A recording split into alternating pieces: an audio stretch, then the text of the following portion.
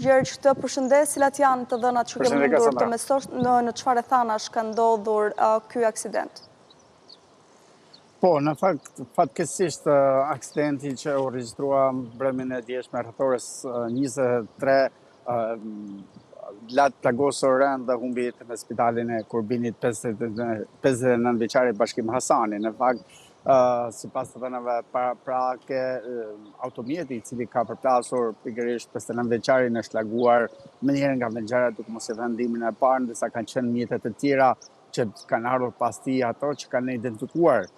të shtrirë për tokë 59 vjeçari dhe me gjithë ndihmën e shpejtë që janë mundur t'i japin, ai s'ka mundur të mbijetojë për shkak të plagëve. Sigurisht, policia tashmë është vënë në kërkim të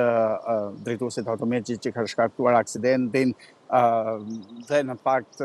pavarësisht se në afërsitë të ngjarjes nuk ka kamera sigurie. Policia tashmë po analizon të gjithë segmentin rrugor për të parë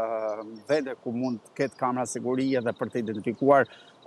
orarin kur mund të ketë patur lëvizje të automjeteve për të shkuar drejt drejtuesit të mjetit që shkaktoi aksidentin. Sipas asaj që bëhet me dije, në fakt 59 vjeçari i cili në momentin e aksidentit ka qenë duke mbledhur kanaçe në anë të rrugës, bëhet me dije se ishte një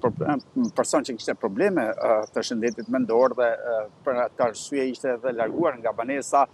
me pretendimin se po mbledhte kanaçe, por që fatkeqësisht është përplasur nga një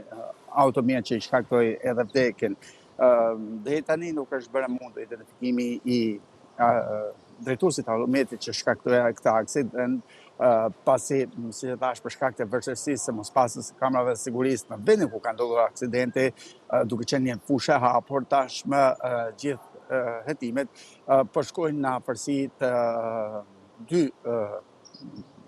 hyrjeve që ka pikërisht ky segment rrugor, ku ka edhe disa kamera biznesi dhe për të analizuar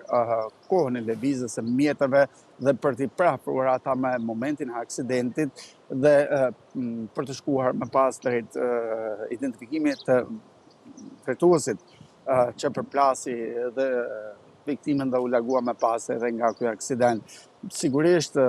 duke qenë se është një zonë që ka edhe prani të errësirës, duket se drejtuesi i mjetit mund të mos e ketë identifikuar dhe mund të mos e ketë parë pikërisht 59 vjeçarin që ndodhej në anë të rrugës, e përpasoi duke përplasur rënd atë, por që fatkeqësisht ai është larguar pa e dhënë ndihmën e parë, pasi sigurisht tashmë edhe për shkak të vështirësisë